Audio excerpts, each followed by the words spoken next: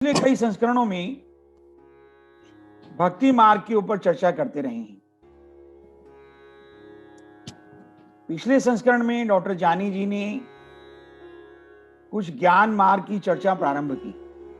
भक्ति का मार्ग सरल मार्ग है, सुगम मार्ग है और रसीला भी है, पर विद्वान लोगों के लिए ज्ञान मार्ग उतना ही सुगम एवं सरल है। आज का संस्करण ज्ञान मार्ग की चर्चा करता है और आज अद्वैत जो फिलॉसफी है, जिसको अद्वैत वेदांता फिलॉसफी के नाम से जाना जाता है, उसमें चर्चा करने के लिए डॉक्टर अलका कपूर जी का स्वागत है।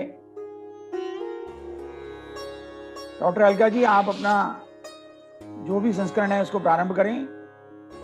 आपका स्वागत है। नमस्कार दोस्तों, am I audible? Yes madam, you are Audible.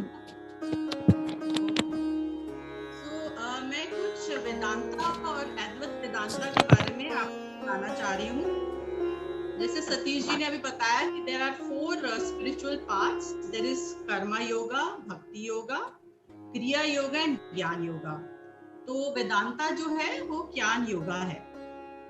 Now it is believed that moksha और enlightenment जो है, जिसे हम कहते हैं जीवन मुक्ति, this can be achieved in the lifetime itself, other than the other Indian philosophies which say that liberation or moksha is possible only after death. So it is also called the Moksha Shastra. Now they say in Vedanta that there is only one absolute reality and that is Brahman, या जिसको हम शिव तत्व भी कहते हैं। This is the universal consciousness which is omnipresent.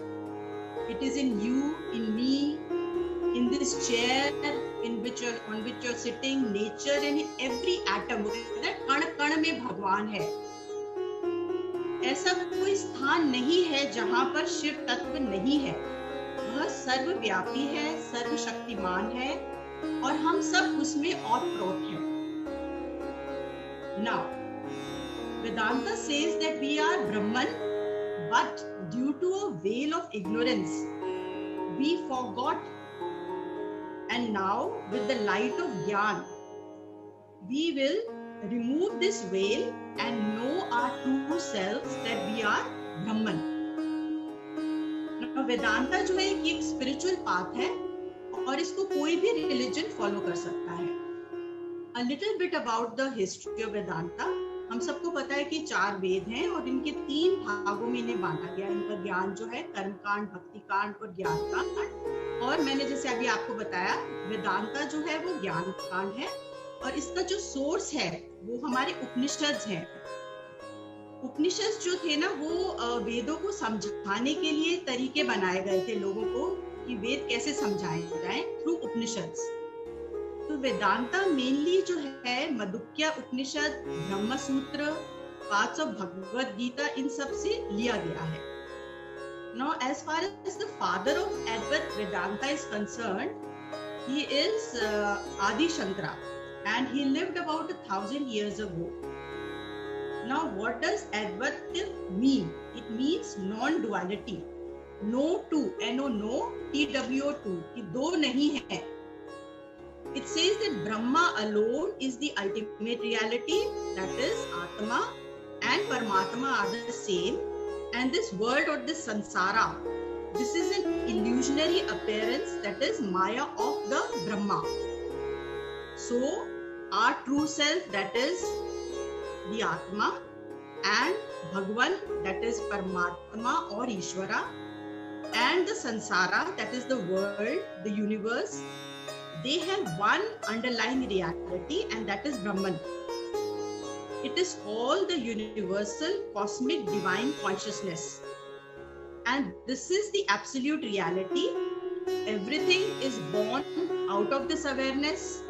It stays in it, it plays in it, and ultimately it dissolves in it. Now, let us understand this Brahman or the substratum in different ways. सबसे पहले एक philosopher क्या कहता है, Alan Watts, he is a British philosopher. So वो इसे बच्चों को समझा रहे थे कि भगवान क्या होता है, what is God. So he said कि God was all alone and he wanted to play and enjoy himself. So whom to play with, किसके साथ खेले, अकेला हूं मैं तो. He was getting bored, so he created or he transformed or metamorphized into humans, objects and nature. That is sansara. See, sansara is made up of objects, people and nature. So he created sansara, so it could express itself, and so sansara can be called God too, right? So now, because it has got this God particle, that is the Brahman. Now it wanted all these sansara to play games and enjoy each other without any reason. So it is also called Leela or the divine play. Now how will a painter express Brahman? Like a painter creates many paintings on a blank canvas and enjoys them. Only that the painter here is the canvas itself, and the paintings are the sansara or the world. Now, coming to the main point, how the wisdom of the ancient rishis have, propounded this theory of Brahma. What is Brahma? So there are few examples which can be given to explain what is Brahma, the substratum, the true reality. Now, one example is of gold. See, gold जो है वो आप उसको transform कर सकते हो different ornaments, like earring बना सकते हो, ब्रेसलेट बना सकते हो, उसका नेकलेस बना सकते हो. ठीक है, तो गोल्ड को अगर आप कोई नाम, कोई रूप दे देते हो और उसको एक उसका व्यवहार, उसका यूज दे देते हो, तो वो कुछ यूजफुल चीज बन जाती है. फॉर एग्जाम्पल, ये मेरे हाथ में एक बैंगल है. सो बैंगल को इसको मैंने नाम दे दिया बैंगल, इसका रूप मैंने इसको राउंड बना दिया, इसको यूज क्या दे दिया कि मैं इसको अपनी बाजू में पहन सकती हूँ. So what is the substratum, किसका बना हुआ है, ये गोल्ड का है, तो गोल्ड बैंगल. तो गोल्ड जो है वो इसका सबस्ट्रेटम है, वो एक अटल ट्रूथ है, वो रियलिटी है. That is number one. So this is the gold, is the Brahman. Now the gold does not change, the changes will occur in the ornaments. कि आप गोल्ड से कुछ भी बना सकते हो, ठीक है ना, सब में गोल्ड रहेगा, इयररिंग बना लो, नेकलेस बना लो, कुछ भी बना लो. जितने भी चेंजेस हैं वो इसके फॉर्म में होंगे. ठीक है, नेम जो है इसका रूप है, उसका नाम है, और उसका यूज जो है वो आप बदल सकते हो. बट जो उसका बेसिक सबस्ट्रेटम गोल्ड जो है वो तो वो ही रहेगा, right. So this can be explained in a very simple way. याद करिए, जब आप छोटे थे, you had a different name. अब आपका नाम हो गया डॉक्टर सतीश. ठीक है, अब रूप, पहले आप बच्चे थे, अब आप बड़े हो गए हो. ठीक है, पहले आप एक स्टूडेंट थे, बच्चे से स्टूडेंट बने, वो आपका एक व्यवहार था, अब आप एक डॉक्टर बन गए हो. तो आपका जो है ऑक्यूपेशन या आपका यूज जो है वो चेंज हो गया. तो नाम आपका, रूप आपका और आपका यूज, वो क्या हो रहा है, आपका समय के अनुसार टाइम और स्पेस के अनुसार चेंज हो रहा है. तो we can say that this maya, this is changing always, but the underlying substratum जो ब्रह्मा है वो तो सेम है. जैसे कि इस बैंगल में, इस इयररिंग में या रिंग में जो सबस्ट्रेटम विल नॉट चेंज. अगर आप इसको मेल्ट करोगे तो अल्टीमेटली ये गोल्ड ही बन जाएगा. ठीक है, पर इसकी जो डिफरेंट फॉर्म्स, नेम, रूप, फॉर्म है, that is Maya, that is changing always. ठीक है, so that is point number 2. Now point number 3 is कि अगर हम इसको गला देते हैं तो हमें गोल्ड मिलेगा. ठीक है, can you take out the gold from the bangle? नहीं निकाल सकते आप. ठीक है ना, वो तो रहेगा ही, गोल्ड तो हमेशा रहेगा ही बैंगल में. तो अगर गोल्ड नहीं है तो ऑर्नामेंट नहीं है. ठीक है, in other words, the ornaments, they borrow their existence from gold, right? Or we can say that the Maya is borrowing or is existing because of the Brahman only. So sansara can be said to be an illusion. क्योंकि gold के बिना उसका कोई अस्तित्व नहीं है अपना, इन जो गहनों का है। ऐसे ही जो माया है उसका अपना कोई अस्तित्व नहीं है ब्रह्मा के बिना, right? So just as the existence of the sansara, that is the people, objects and nature, is dependent on Brahma, and without Brahma there is no sansara, there is no world.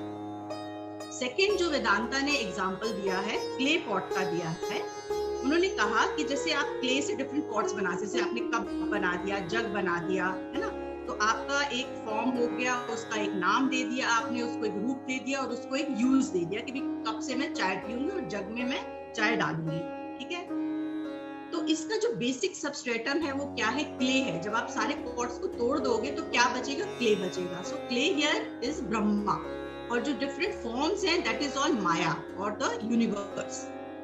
Now third example उन्होंने water का देते हैं कि जैसे एक मान लो एक बड़ा सा ओशन है, ठीक है, तो उसकी बेसिक अंडरलाइंग रियलिटी क्या है? पानी, right? Now supposing a small wave, उसमें से एक छोटी सी वेव निकल के जाती है, you call it wave number 1। उसके पास से एक बड़ी सी वेव आती है, you call it wave number 2। तो दोनों वेव्स में क्या कॉमन है? पानी। पानी इज द स्ट्रैटम, पानी के बिना तो वेव्स हो नहीं सकती हैं, ठीक है। नाउ ये जो छोटी वेव है मान लो, वो क्या भूल जाती है कि भाई मैं तो एक समुद्र का हिस्सा हूँ। वो अपना जाती है, नाचती है, खेलती है, और वो सडनली देखती है अरे ये तो इतनी बड़ी वेव है ना, वो डर जाती है उससे। बड़ी वेव जो है वो देखती है अरे ये क्या बेकार सी छोटी सी वेव है, मैं तो बहुत महान हूँ, ठीक है। वो भूल जाती है कि वो असल में है पानी। आप एक एग्जांपल ले सकते हैं, जैसे एक हाउसवाइफ है ना, वो देखती है अरे ये तो बढ़िया डॉक्टर, तो बहुत बड़ी डॉक्टर, इसका नेम फेम मनी इस पे तो खूब है, और मैं तो कुछ हूँ नहीं। उसमें लो सेल्फ एस्टीम आ जाता है, और ये बड़ी डॉक्टर नहीं है तो उसका ईगो बढ़ जाता है। तो जब आपका जो नेम, रूप और फॉर्म में जब आप अपनी आइडेंटिटी को फंसा लेते हो तो इसको कहते हैं ईगो कॉन्शियसनेस। जब आप ईगो में फंस जाते हो आई आइडेंटिटी में, तब आप क्या होते हैं? सेपरेटनेस आ जाती है। छोटी वेव और बड़ी वेव में सेपरेटनेस आ गई, सेपरेट हो गई, तो वो एक दूसरे से कॉम्पीट करेंगे। But now when they realise अरे नहीं यार, मैं पीछे देखो, पीछे मैं क्या हूँ? मैं तो पानी हूँ, तुम भी पानी हो, मैं भी पानी हूँ, हम तो दोनों वही ब्रह्म ही तो है, ठीक है। तो क्या होगा? दोनों में आपस में कंपैशन आ जाएगा। सो दे से कि अगर आप वेदांता को समझ लो तो there won't be any suffering in the whole universe at all. Now another example that I want to give to explain Brahma is of a TV screen. जैसे कि TV screen है, वो बिल्कुल खाली है, तो you can say it is Brahma. अब आप इस पे कोई भी मूवी चला दीजिएगा, that is Maya. आप हटा दीजिए, दूसरी मूवी लगा दीजिए, so Maya is not permanent. आप कुछ भी लगाते रहिए, पर जो स्क्रीन है वो तो वहीं की वहीं रहेगी, वो तो कहीं नहीं जाएगी, ठीक है।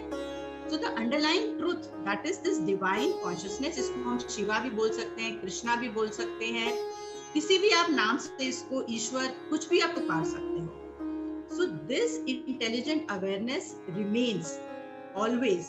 इसका कोई आदि ना अंत है। इट हैज नो बिगिनिंग और no end, it is eternal. ये महाकाल है, it is timeless, it is all pervading, ये सब जगह व्याप्त है। इसी पर सारा खेल माया का हो रहा है। इट इज फॉर्मलेस, इसका कोई आकार नहीं है। And most important, that it loves you very much, and it has taken care of your needs so far and will always do in the future.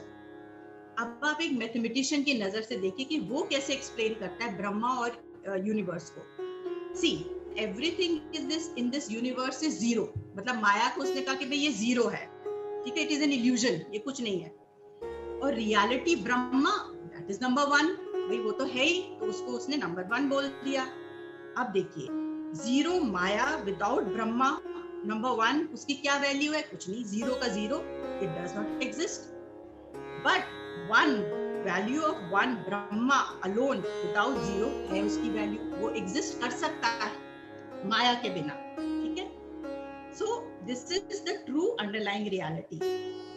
अब रमना, इनमें काफी सारे जो इनके ऋषिज जो इन्होंने ये एडवोकेट मतलब करा बढ़ाया, उनमें जैसे नाम आ जाते हैं, जैसे मैंने अभी आप बताया आदि शंकराचार्य, फिर आते हैं इनमें रामकृष्ण परमहंस, रमना महर्षि, विवेकानंद, और अब तो वेस्टर्न उसमें भी बहुत ही पॉपुलर हो गया पिछले 20-25 सालों से। रूपर्ट स्पायरा है, मूजी है, ये सब एडवोकेट कर रहे हैं वेदांता को now, right now. In the words of Ramana Maharishi, he says that when I close my eyes, I feel peace inside me, क्योंकि मेरे अंदर ब्रह्म है। And when I open my eyes, I feel compassion सबके लिए, क्योंकि सब जगह मुझे ब्रह्म ही ब्रह्म दिखता है। तो अंदर भी मैं ही हूँ और बाहर भी मैं ही हूँ। तो उन्होंने महावाक्य दिया है, अहम ब्रह्मास्मि, ये कि मैं ही ब्रह्म हूँ, मैं ही ब्रह्मा हूँ। अच्छा, अब भगवान, आपको भगवान क्यों कहते हैं ये जरा सा देख लेते हैं। क्योंकि भ का मतलब है भूमि, ग से गगन, व से वायु, आ से आग और न से नील, that is pani. Now Brahma can be explain as pancha mahabhuta. 5 तत्व होते हैं, 5 एलिमेंट्स है, जिससे कि ये पूरा संसार या पूरा यूनिवर्स सब कुछ इसकी रचना हुई है। Bhumi you know is the earth element, air is the hawa, है ना, pani is pani, water element, fire is agni and akash is space. Air water you already know. Now earth element का क्या मतलब होता है? It represent everything that we get from soil, जैसे कि खाना है, प्लांट्स है, वेजिटेशन है, तो इसको हम ये कहते हैं सॉइल तत्व या अर्थ एलिमेंट, भूमि तत्व। फिर फायर क्या होती है? फायर इसमें आयुर्वेद में कहते हैं कि जो डाइजेस्टिव फायर है आपकी बेली में, उसको रिप्रेजेंट करती है fire. And also anything that can catch fire, जैसे कि वुड है, उसमें आराम से आग लग सकती है। So that also has got this fire element. फिर हम बात करते हैं स्पेस की, आकाश क्या होता है। नाउ इफ यू रिमेम्बर, एक अपना स्ट्रक्चर आप अपनी एटम का याद करिए, तो उसमें बीच में एक न्यूक्लियस होता था और आसपास एक इलेक्ट्रॉन घूम रहा होता था और एक बहुत सारी बड़ी स्पेस होती है उसके बीच में, है ना। So that represents the akash tattva, जो खाली जो जगह है, ठीक है। Now all these 5 elements are ultimately made up of atoms, ठीक है ना। तो हम कह सकते हैं कि जैसे अर्थ है तो वो अर्थ एटम्स है उसमें, तो अर्थ एटम के अंदर क्या होगा? स्पेस भी होगी जरूर के जरूर। अब पूरी जो दुनिया है ये 5 एलिमेंट्स के परम्यूटेशन कॉम्बिनेशन में बनी हुई है। किसी में कोई चीज ज्यादा है, किसी में कोई चीज कम है। जैसे कि आप इस चेयर पे बैठे हैं, तो इसमें अर्थ के एटम्स हैं because it is made up of would. उसमें पानी के एटम्स भी होंगे, एयर तो है ही है सब में, स्पेस है ही है सबके अंदर, ठीक है। ऐसी हमारी ह्यूमन बॉडी अगर आप ले लो तो जैसे कि 98% तो वो स्पेस है, 2% मैटर है, 2% मैटर में से 60 to 70% उसमें वाटर है, ठीक है। So all these 5 elements are basically Brahma. Yes, why? Because this is the substratum of everything. Now you see how intelligent, super intelligent these 5 elements are, or the Brahma is. See, as doctors we know कि ये हमारी जो body है it is so perfectly engineered. पानी जाता है, digestive system को पता है कि पानी को कहाँ ले जाना है, एब्जॉर्ब होना है, फिर वो किडनीज में जाएगा, फिर वो यूरिन बन के निकलेगा। ऐसी एक प्लांट अगर आप साइकिल ले लो तो प्लांट जो है वो उसको पता है कि मेरे अंदर से मुझे पानी अंदर से नीचे से खींचना है, सॉइल को पता है कि मुझे मैन्योर प्लांट तक पहुंचानी है, यू नो। एंड प्लांट आप देखो वो जो सन है उसकी तरफ झुक जाता है क्योंकि उससे पता है कि उसे सनरेज चाहिए फोटोसिंथेसिस के लिए। तो देखिए आप और हम तो कुछ नहीं कर रहे ना इन साइकिल्स में, ये अपने आप ही होता जा रहा है, ठीक है ना। तो it is the super intelligent particles हैं जो ये 5 तत्व हैं, ये मिलके ये सब जो है कर रहे हैं अपने आप। हम तो उल्टा पेड़ों को काट रहे हैं, है ना। और ये सब अपने आप ही जो इसमें जो सुपर इंटेलिजेंट ब्रह्म तत्व है उसके द्वारा ये अपने आप ही चलता जा रहा है। So these 5 elements they are having super intelligence of Brahma and they are working on their own. Especially pandemic में तो आप सबने देख ही लिया कि कैसे नेचर ने अपने आप को रिवाइव कर लिया था।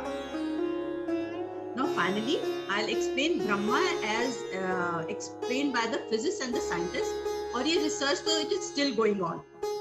अब फिर से हम एटम को याद कर लेते हैं। एक जो एटम है उसके अंदर एक बीच में एक न्यूक्लियस था, उसमें प्रोटॉन थे और बाहर एक इलेक्ट्रॉन है। And now this electron is moving around with a particular speed and energy, producing energy waves.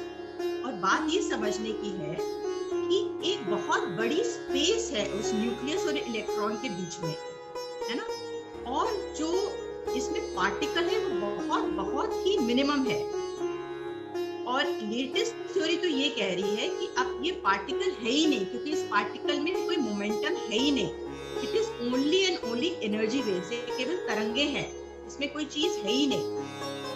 And the space over which these waves और this energy is dancing is now the Shiva tattva और the Shiva, जो कि निष्क्रिय है। Space जो आप देख रहे हो इस एटम के अंदर, और जो वेव्स हैं they can be said to be the शक्ति।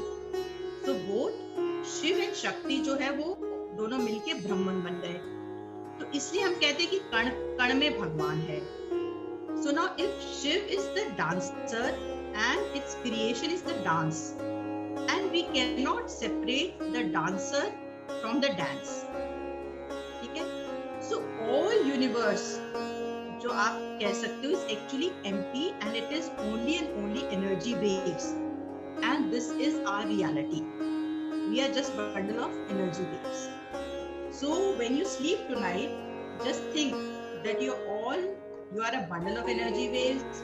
You are sleeping on a bed of energy waves with the pillow of energy waves and a blanket of energy waves over you.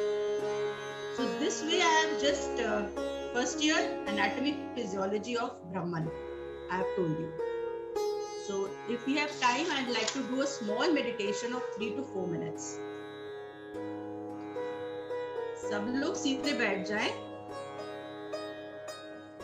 Erect spine, spine को सीधा रखें, रीढ़ की हड्डी सीधी, eyes closed, आंखें बंद कर लीजिए, हथेलियां खुली हुई आसमान की ओर, चेहरे पर एक मधुर मुस्कान, चाहे वो नकली ही क्यों ना हो।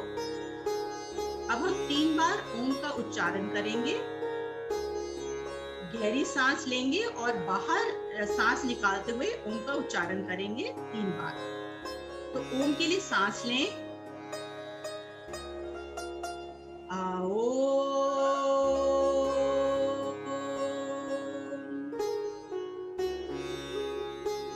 सांस लें, आओ,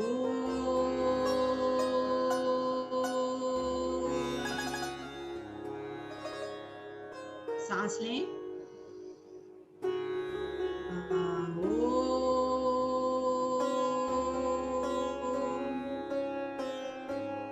अब मन में ये बोलें कि अगले 3 मिनट मैं कुछ नहीं कर रहा हूं, I do nothing. मेरी कोई इच्छा नहीं है, I do not have any desire. मैं कुछ नहीं हूँ, I am nothing, I am empty. अब सब अपनी सांसों पर ध्यान दें और अपने अंदर के शिव तत्व को महसूस करें in deep silence. शिव तत्व सब जगह व्याप्त है, It is all pervading. मैं शिव तत्व से ओत-प्रोत हूँ, मैं शिव के दिल में बैठा हूँ। शिव मुझसे बहुत प्यार करते हैं। He has taken care of my needs in the past and will do in the future. अपने अंदर की एम्प्टीनेस में महसूस करिए शिव को। मैं पूरी डिवोशन भाव के साथ अपने आप को समर्पित करता हूँ। I surrender to the Shiva. मैं अपने गुण और अवगुण समर्पित करता हूँ। I am divine consciousness, full of bliss. There is complete silence and emptiness in and around me.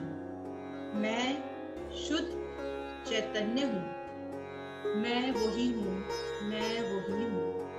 अब एक सांस लें और जाने दें। एक गहरी सांस लें, फेफड़ों को फुला लें और धीरे धीरे उसे भी जाने दें। now become aware of your body and the surroundings. अपने आसपास के वातावरण के प्रति सचेत हो जाएं और अब धीरे से अपनी प्यारी सी आंखें समय लेते हुए खोल सकते हैं। Thank you. Over to the host.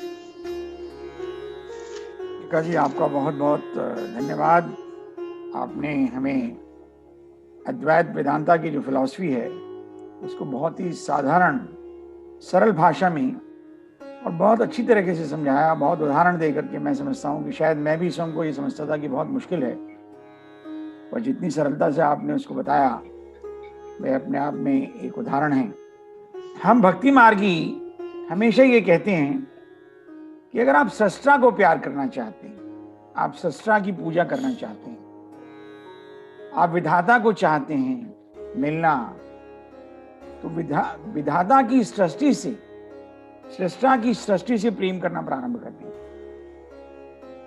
आप सृष्टि को सृष्टा से दूर मत समझिए। ऐसा नहीं हो सकता कि किसी पेंटर की बनाई हुई पेंटिंग को तो हम बुरा कहते रहें और पेंटर हमें पसंद करता रहे। जो आपने कैनवस का उदाहरण दिया ये बिल्कुल सटीक बैठता है। ये सारी माया की रचना प्रभु ने बहुत अच्छी तरीके से की है, और हमको इसमें सुंदरता, इसमें सरलता, इसमें सहजता और संभावना जब हम देखना सीख जाएं तो शायद सृष्टि से सृष्टा का मिलन बहुत संभव हो जाए।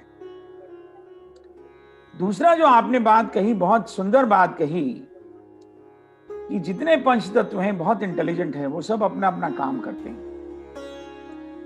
एक डॉक्टर होने के नाते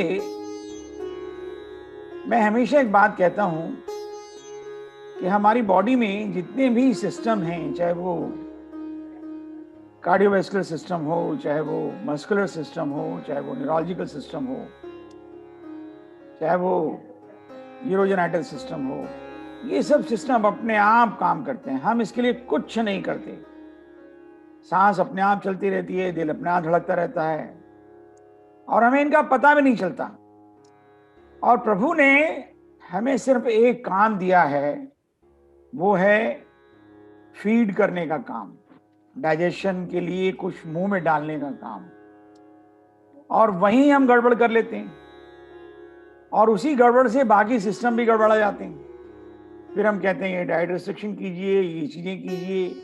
सृष्टि के द्वारा बनाई गई चीजें, सृष्टा के द्वारा बनाई गई चीजें, फल हैं, सब्जियां हैं, बिल्कुल सही अनुपात में बनाई गई हैं। और मनुष्य के द्वारा बनाई गई चीजें, किसी में मीठा ज्यादा हो गया, किसी में फाइबर कम हो गया, विकार उत्पादक। चलिए, मैं आपका बहुत हृदय से धन्यवाद करता हूं। मेरे लिए ज्यादा बोलना उचित नहीं होगा। आपने बहुत ही सरल भाषा में बहुत अच्छी तरीके से वेदांता की फिलॉसफी को, जो हमारी युगों युगों से चलती आ रही फिलॉसफी है, क्योंकि आदि शंकराचार्य का जो आपने जिक्र किया वो लगभग 1000 वर्ष पूर्व हुए थे, और शंकराचार्य के परिपाटी परिचलन हमारे देश में अभी भी है। कुछ उसमें विकार उत्पन्न हो गए, वो समय की बात है, लेकिन वह एक अपने आप में विश्व के लिए दर्शनीय चीज है। मैं समझता हूँ हमारे बाकी मित्रगण भी कुछ अपने विचार रखना चाहेंगे, उन सबका स्वागत है। डॉक्टर किशन, आप कुछ कहना चाहते हैं? हेलो। हाँ, बहुत बढ़िया प्रेजेंटेशन है, बहुत बढ़िया प्रेजेंटेशन था। मतलब परम ब्रह्म, ब्रह्मा और वेदांत, तो ये भक्ति मार्ग और ज्ञान मार्ग कोई अलग अलग नहीं है। ये मतलब एक्चुअली हम इसको मान के चलते हैं अलग अलग है।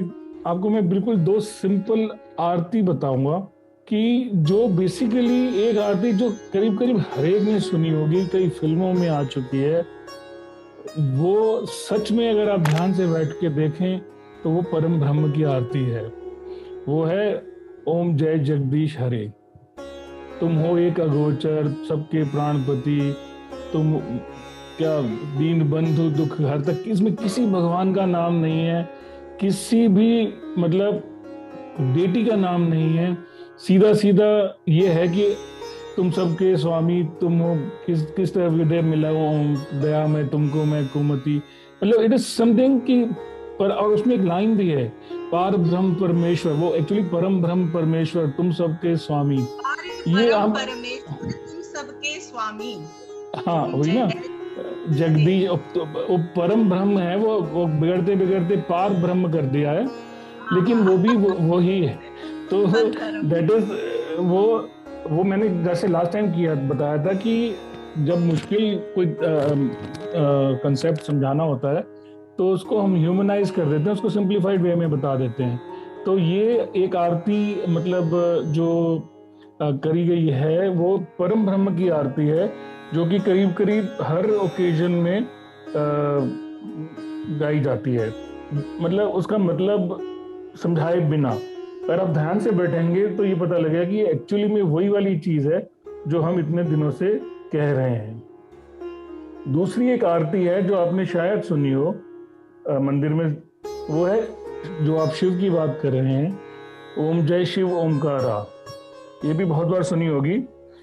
ये एक्चुअली शिव की आरती नहीं है, ये तीनों की आरती है, ब्रह्मा विष्णु और महेश तीनों की। अगर आप इसका ध्यान सुने, एकानन विष्णु है, चतुरानन वो ब्रह्मा है, और पंचानन पंचमुखी भगवान शिव खुद हैं। हंसासन, हंस किसका आसन है? ब्रह्मा का। गरुड़ासन विष्णु का है। वृषवाहन वो शिव जी का है। फिर दो भुज, फिर चार भुज, दो भुज विष्णु के हैं, चार भुज किसके हैं? ब्रह्मा जी के। 10 भुज शिव के हैं। फिर है अक्षमाला, अक्षमाला मतलब रुद्राक्ष माला वो ब्रह्मा जी की है। वनमाला वो विष्णु की है, और रुंड माला मुंडक जो स्कल की माला है वो शिव की है। फिर श्वेतांबर वो किसका है? सफेद कपड़ा ब्रह्मा। पीतांबर पीला वो श्री कृष्ण विष्णु जी का। और वाघांबर जो बाघ की चमड़ी पहनते हैं वो शिव जी का है। ब्रह्मादिक, ब्रह्म और संकादिक और प्रेतादिक संगे रहते, मतलब जो अलग अलग जो ब्रह्मा के साथ रहते हैं संकादिक वो अलग अलग करके। मध्य कमंडल, कमंडल किसके पास है? ब्रह्मा के पास। चक्र, चक्र किसके पास है? विष्णु के पास। और त्रिशूल शिव के पास है। चक्र त्रिशूल धरता। अगली लाइन सुनिए, जग करता ब्रह्मा, जग हरता शिव, जग पालन करता विष्णु। ब्रह्मा विष्णु सदाशिव जानत अविवेका, अविवेका मतलब जो अननोन है या जो कम नोन है वो इन लोगों को अलग अलग समझते हैं।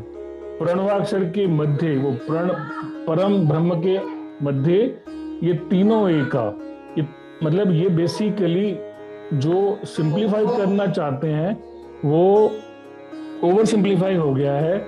वो मतलब बात वहीं की वहीं है कि हम पूजा जो करते हैं किसी भी फॉर्म में करें, किसी भी देवता देवी या साकार निरंकार किसी भी फॉर्म में करें, हम करते परम ब्रह्म की हैं। और परम ब्रह्म जैसे है कि हर एक में परम ब्रह्म है, तो साइंटिफिक एंगल से भी ये माना जा रहा है कि ब्लैक होल जो है वो हर एक सेलेस्टियल बॉडी के अंदर छोटा सा एक ब्लैक होल है जो उसको ग्रेविटी और मास प्रदान करता है। ये भी मतलब अभी जब मुझे तो लगता है थोड़े कुछ फ्यूचर में एस्ट्रोनॉमी और स्पिरिचुअलिज्म और एस्ट्रोलॉजी ये सारे तीनों जाके भगवान को शायद ढूंढ ही लेंगे। गॉड पार्टिकल तो उन्होंने एक बार पकड़ लिया है लेकिन वो ज़्यादा देर नहीं टिका, लेकिन वो अब ऐसी टेक्नोलॉजी आ जाएगी कि वो गॉड पार्टिकल जैसे वो उसमें कैफी आजमी साहब ने भी कहा है कि उनको खुदा मिले, है खुदा की जिन्हें तलाश, वो शायद मुझे लगता है जिनको तलाश है उनको मिल जाएगी। और अलका जी ने बहुत बनाया, बहुत बढ़िया बताया और इसके लिए उनका धन्यवाद। का जो बोला हुआ था वो इतना अच्छा था कि सब लोग उसमें खो गए। तो इसलिए आप ये प्रतीत ना हो आपको कि हम आपकी बात नहीं सुन रहे थे। आपने इतनी अच्छी आरती और उसका इतना अच्छा पूरी परिभाषा उसकी दी, मैं अपने आप में एक बड़ा बात थी। और मैं समझता हूँ कि शायद हमको ये सब चीज़ें मालूम भी नहीं थी। आपका बहुत बहुत धन्यवाद। और कुछ हमारे मित्र अमला जी कुछ कहना चाहती हैं, शुभलता जी कुछ कहना चाहती हैं। मेरे को तो उनका वो बहुत अच्छा लगा जो उन्होंने कहा कि 2 धाराएं बह रही हैं, एक लंबी पानी और छोटा धारा पानी की है, तो दोनों ही पानी। तो काहे का अपना ईगो और काहे का अपना छोटापन है, तो सब एक। तो इसको एक मान लो तो सृष्टि से सब शांति हो जाएगी सृष्टि में और सुख भावना, सबको सुख मिलेगा, सबको शांति मिलेगी। शांति नहीं है अपने अंदर, क्यों? क्योंकि वो दो धाराएं चल रही हैं। जिस दिन ये धारा समतल हो गई, जीवन में सुख और शांति ही है। फिर बहुत बढ़िया, बहुत सुंदर, very nice. So can I say something now? हाँ बिल्कुल, आपका स्वागत। अलका, आपने बहुत अच्छे से समझाया फंडामेंटल्स ऑफ वेदांता। नहीं, पूरा मनोज वो कर दिया, डिसेक्शन भी कर दिया, एनाटॉमी, फिजियोलॉजी भी सब ब्रह्मा की तुम्हें बता दी है, बायोकेमिस्ट्री भी सब फर्स्ट ईयर में। वो भी अलका जी, अब जरा मनोज जी वो बताएं तो next time on the physiology and the pathology. So Alka, next time can you please give a synopsis? जो next Sunday को, can you just give just 2 minutes of revision of what you have said today? पता है ये बड़ा मुश्किल है मनोज, जब मैंने फिर को 3-4 महीने लग गए, ये ब्रह्मा ब्रह्मा ये क्या बोल रहे हो, इसमें भी फूल में भी ब्रह्मा है, इसमें भी तो ऐसे नहीं समझ आएगा। गुरु के पास जाओ मनोज, फिर समझो। ये तो मैंने थोड़ा सा बताया, मेरे को इस समय आमला के भी दिमाग में घूम रही है, अलका ने बोला क्या है। अभी इसको दोबारा सुनना, अष्टवर्ग गीता पढ़ो, रिबु गीता है, बहुत गीताज है, वो पढ़ो, गुरु करो, तब समझ आएगा। मैं पूरा लॉकडाउन में 1 साल यही करा है। बहुत ये है क्या। अलका जी, मैं थोड़ा समझता हूँ कि थोड़ा सा समय जो है हम डॉक्टर मनोज खत्री को देना चाहेंगे, वो कुछ अपने मन के भाव आपका धन्यवाद करना चाहते हैं। The second thing is Alka, really nice. That was really, really nice. And the second thing, what Jani did today, जानी आपने बहुत अच्छा काम किया, क्योंकि मेरे संग जो बहुत फंडामेंटल प्रॉब्लम होती है भजन गाने के लिए, कि वो भजन गाते हैं but I don't understand why I am doing this. Okay, तो आज जो आपने जो काम किया है, ओम जय जगदीश हरे, आपने समझाया मुझे क्या है। So what I'm going to do, I'm going to now read this again and try and understand what you have said, and what was quite irrelevant suddenly will become very, very relevant to me. So thank you so much, Jani.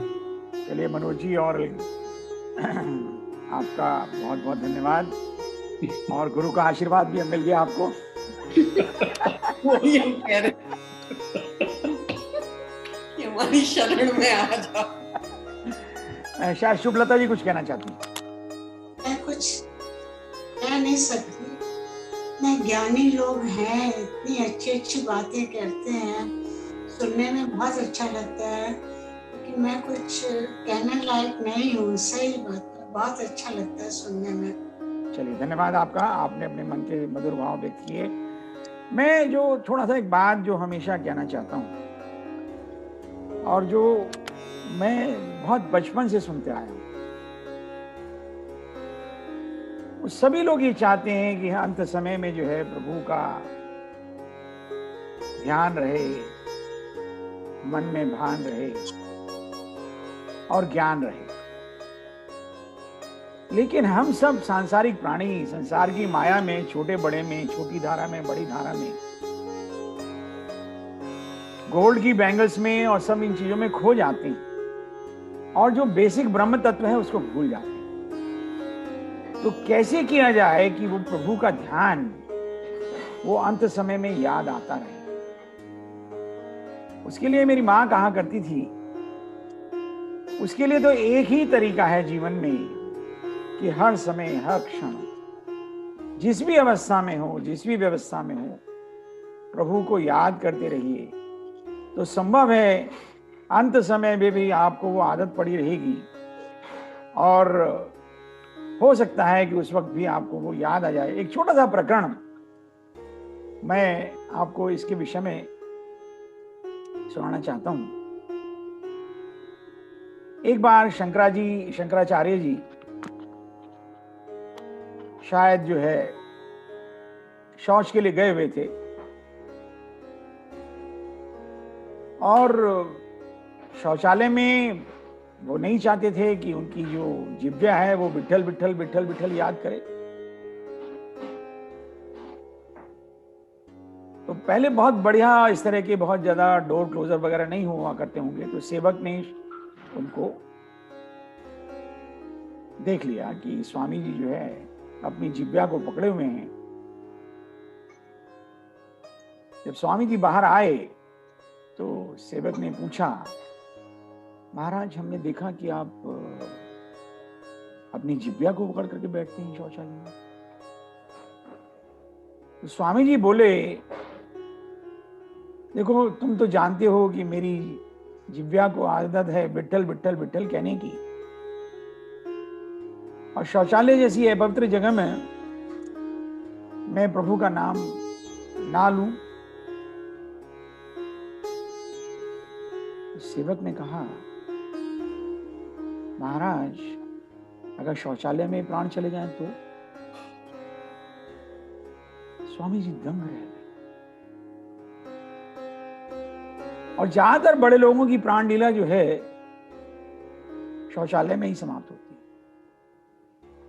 तो हम जिस भी अवस्था में हैं, जिस भी व्यवस्था में हैं, जहां पर भी हैं, अगर हम प्रभु को याद करते रहें और ये सब चीजें हमारी दिनचर्या में कुछ परिवर्तन थोड़ा बहुत ला सकें, ये जो हमारा संत समागम है, क्या कहते हैं वो एक दोहा है ना, वो तात स्वर्ग अपवर्ग सुख धरिय तुला एक अंग, तूल न ताहि सकल मिली जो सुख लव सत्संग। इस सत्संग जो है, मैं समझता हूं हम आप सब लोग मिलकर के जो इस सत्संग को आगे बढ़ा रहे हैं, ये अपने आप में एक बड़ी प्रभु की कृपा है। एक संत कहा करते थे कि जीवन में अगर आपको संत दर्शन होने लग जाए तो भगवंत दर्शन भी बहुत जल्दी होने वाला है, ये मानकर चलिए। तो किसी श्रोता ने पूछा, महाराज जी क्या कह रहे हैं आप, संत को भगवंत से मिला रहे हैं? उसने कहा, हम सही कह रहे हैं। देखिए, जब कहीं कोई मिनिस्टर आते हैं ना, तो वहां पुलिस पहले आगे खड़ी हो जाती है, कुछ छानबीन करती है, और आप सब लोग पूछने लगते हैं, ये पुलिस यहाँ इतना ताम झाम क्यों है? तो आपको पता चलता है कि फला मिनिस्टर साहब जो है आने वाले हैं। तो ऐसे ही जो संत लोग हैं, ये प्रभु की पुलिस है। अगर पुलिस भेज दी है भगवान ने आपके चारों तरफ, इसका मतलब ये है कि प्रभु को अब आपसे मिलने की इच्छा है। आप जो है प्रभु से मिलने कहां जाएं? जो लोग आगरा में हैं वो दिल्ली चले आए, दिल्ली वाले मुंबई चले जाएं, मुंबई वाले कलकत्ता चले जाएं, यूके वाले यूएसए चले जाएं, यूएसए वाले दिल्ली आ जाएं। प्रभु जो है स्थान बदलने से नहीं मिलते, स्थिति बदलने से मिलते। प्रभु को अगर ढूंढना है तो अपने स्थान पर बैठ करके प्रभु को पुकारिए। जैसे मैंने पहले भी कहा, एक बार नारद जी ने प्रभु से पूछा, प्रभु अगर आपकी जरूरत पड़ जाए तो आपसे कहां मिला जाए? आप सबको वो प्रकरण याद है जब नारद जी को जो है रूप की आवश्यकता थी, विश्व मोहिनी का स्वयंवर होने वाला था और नारद जी को बढ़िया स्वरूप चाहिए था। तो उन्होंने कहा, चलो भगवान से साकेत में मिलने जाते हैं। लेकिन जो कामना होती है ना, बड़ी उसका प्रबल वेग होता है, उसके आगे कोई चीज नहीं टिकती। हालांकि नारद जी के पास गति थी और असामान्य गति थी, लेकिन वो जा सकते थे। उन्होंने कहा, नहीं नहीं नहीं, जाने का टाइम नहीं है इतना, आप ऐसा करते हैं प्रभु को यहीं बुलाते हैं। और उन्होंने प्रभु को बुलाया और प्रभु प्रकट हो गए। तो रामायण में चौपाई आती है, नारद जी ने प्रभु से पूछा है कि प्रभु अगर आपसे मिलना हो, अकस्मात मिलना हो, तो कहां मिला जाए? देवलोक में, साकेत में, क्षीर सागर में? तो प्रभु बोले हैं, न हम वसामि वैकुंठे योगिनाम हृदयेन च मद्भक्ता यत्र गायन्ति तत्प्रतिष्ठामि नारद। ना तो मैं वैकुंठ में रहता हूं, ना मैं क्षीर सागर में रहता हूं, ना मैं साकेत में रहता हूं। मेरे भक्त जहां मेरी कथा का पान करते हैं, गायन करते हैं, मैं वहां आकर के बैठ करके कथा सुनता हूं। और मैं ये समझता हूं कि हम सबके जीवन में इस सत्संग का थोड़ा बहुत प्रभाव हमारे व्यवहार के परिवर्तन में अगर आने लगा है तो वह अपने आप में एक बड़ी बात है और वह इस सत्संग का प्रभाव होना चाहिए। अगर कभी हम ये समझते हैं कि जब हम खुश रहते हैं तो हम सब प्रभु की कृपा है, बहुत आशीर्वाद है, सब ठीक चल रहा है, प्रभु की असीम कृपा है, लेकिन थोड़ा सा कष्ट आए तो अरे तू सुनता क्यों नहीं है, ये क्या हो गया, इतना पूजा करने पे तो संसारी भी दुखी नहीं करते, बहरा हो गया है क्या, पूजा करते करते मेरी नाक में से पानी आने लगा। ये सब बातें जब हम कहने लगते हैं तो हम कहीं प्रभु की कृपा का दर्शन नहीं कर पाते। जब हम कष्ट के टाइम पर भी प्रभु की कृपा का दर्शन करने लगेंगे तो मैं समझता हूं कि सत्संग का प्रभाव आने लगेगा और उसके लिए चाहिए सतत सत्संग, बार बार संतों का मिलन। प्रभु की कृपा तभी बरसती है जब हम बार बार प्रभु को याद करते हैं। और आज का जो प्रसंग था मैं उसके बारे में थोड़ा सा चिंतित था और अलका जी ने जैसा बहुत अच्छे से कहा कि उन्होंने इसको समझने के अंदर पूरा साल भर लगा दिया। ज्ञान मार्ग है ना, ज्ञान मार्ग बहुत कठिन मार्ग है, बहुत जटिल मार्ग है, बड़ी साधना चाहिए, बड़ा तप चाहिए। और भक्ति मार्ग तो बहुत सरल है, सुगम है।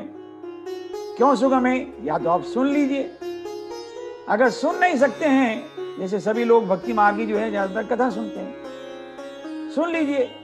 अगर आप सुनना भी नहीं चाहते हैं तो आप गा लीजिए। मीरा जी ने क्या किया? मीरा जी ने जो गायन किया उससे भगवान को प्राप्त किया। मीरा जी मरी थोड़ी है।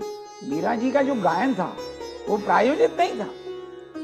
लता जी का गायन मीरा जी से भी सुंदर हो सकता है। एक बार का छोटा सा प्रसंग है कि मीरा जी की मंडली कुछ गा रही थी और सब अपने भाव में, जैसे ये जो भावना प्रधान लोग होते हैं इनको राग का, सुर का, ताल का कोई ध्यान नहीं रहता। ये सब लोग गा रहे थे और वहां से कोई ज्ञानी सज्जन गुजरे जिनको थोड़ा संगीत का ज्ञान रहा होगा, तो उन्होंने एक तख्ती के ऊपर लिख करके भेजा मीरा जी के पास तक कि आप राग में गाइए। मीरा जी ने क्या किया, उस तख्ती के ऊपर राग के पहले अनु शब्द लगा दिया कि आप अनुराग में गाइए, प्रभु तो अपने आप चले आए। तो भक्ति मार्गियों को जो है वो ना तो सुर का ध्यान रहता है, ना उनको राग का ध्यान रहता है, ना उनको ताल का ध्यान रहता है। बस वो तो जैसे एक प्रियतमा अपने प्रियतम से मिलने की चलती है, नदी सागर से मिलने के लिए चलती है, इस प्रकार चलते चले जाते हैं। जो मार्ग है, चाहे उसमें कांटे हों, पत्थर हों, झील हो, कुछ भी हो, कोई भी उनसे आगे मिले उन जैसा हो जाता है।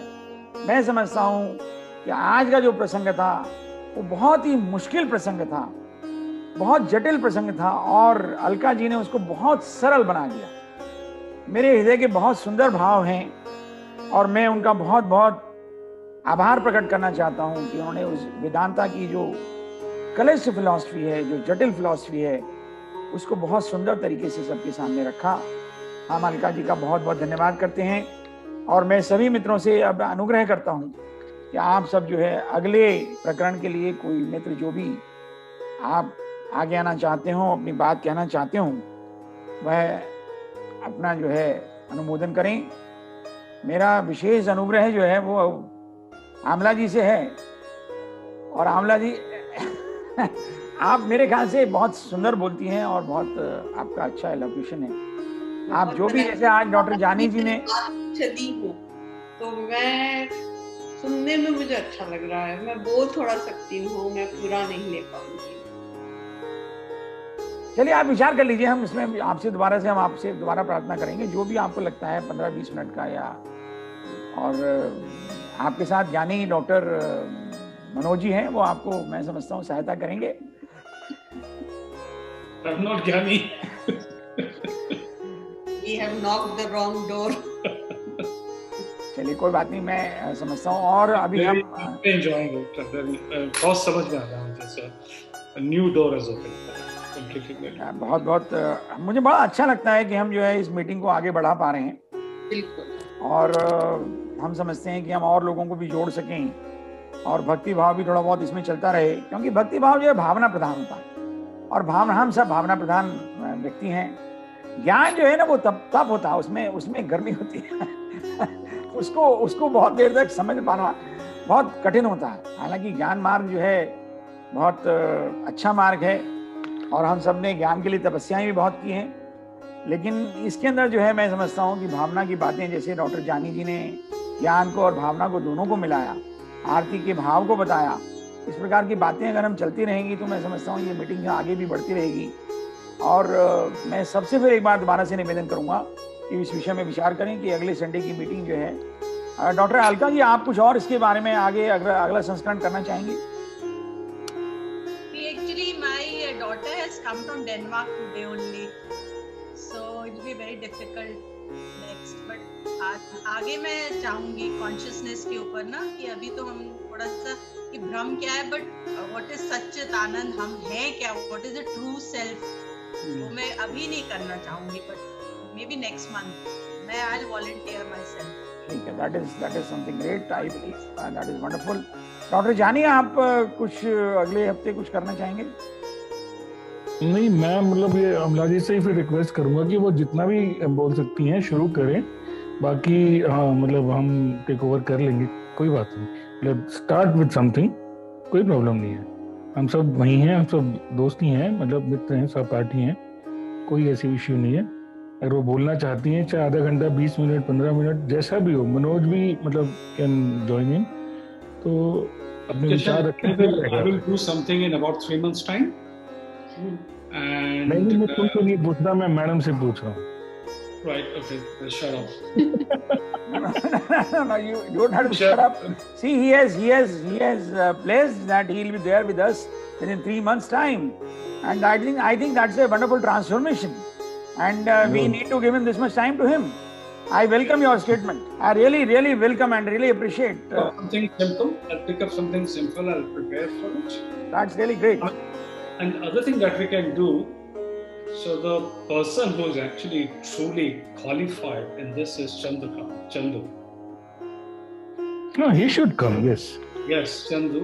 And also, you got Sandeep. Sandeep is on. Sandeep is always there. Sandeep Kapoor and Anita Kapoor. Sandeep ji ने आज ज्वाइन किया था। हाँ, Sandeep has just dropped off.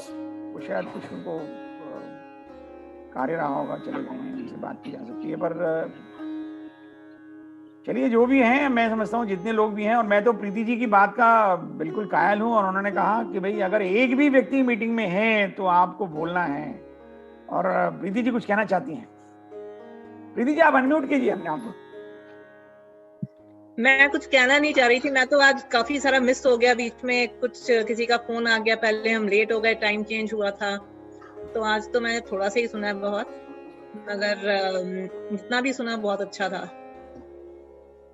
तो चलिए, बहुत अच्छी बात है। आपको हम आपको मिस करते हैं। आप जो भी समय निकाल पाती हैं उसके लिए आपका धन्यवाद।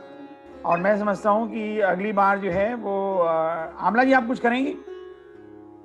सोचती हूँ, बताती हूँ आपको। चलिए ठीक है। आमला जी ने पहले इसलिए थोड़ा सा हिच है, तो कोई बात नहीं, आप करें। और डॉक्टर जानी और हम आपके साथ रहेंगे और हमें अच्छा लगेगा। और हमें मुझे पता है कि आप जब करेंगी तो वह सबसे सुंदर होगा, सबसे सरल होगा और सबसे सौम्य होगा। आपका ज्ञान जो है वो बहुत ज्यादा है और बहुत अधिक है। थोड़ा सा आपको शुरू में थोड़ी सी हिचक है अभी थोड़ा सा प्लेटफॉर्म पे आने के लिए, वो समझते हैं कि बहुत दूर हो जाएगी, और हम आपसे बहुत अधिक ज्ञान वर्धन करना चाहेंगे। डॉक्टर शुभलता कुछ कहना चाहते हैं? मेरी बड़ी इच्छा तो होती है, कुछ कहना चाहिए, पार्ट लेना चाहिए, सब लोग कुछ बोलना चाहिए, लेकिन समझ में नहीं आता, मन में भाव आते हैं बीच में, लेकिन वो थोड़ा थोड़ा ही ऐसे व्याख्यान नहीं कर सकते। और मैडम सिर्फ आप राम नाम का कीर्तन कर दीजिए, हरे रामा हरे कृष्णा। ओके। आप 5 मिनट के लिए कीर्तन करवा दीजिए, हम उसको भी हम स्वीकार करेंगे और बड़े भाव से स्वीकार करेंगे और उसको सहज करके स्वीकार करेंगे। मुझे संगीत का ज्ञान अगर होता तो बहुत अच्छा था। संगीत भगवान को बहुत प्रिय है और हमने संगीत को बढ़ावा नहीं दिया, और सही में भजन जब गाते हैं अंदर ही अंदर बहुत अच्छा लगता है। जैसे एक कौन चित्रकार है, आपने भी सुना होगा, बहुत अच्छा लगता है जब बाहर बगीचे में फूलों को पौधों को देखते हैं तो भगवान की कारीगरी याद आती है। ये कौन चित्रकार, ये कौन चित्रकार, सुना होगा शायद आपने। यह चित्र बहुत अच्छा गा रही हैं आप।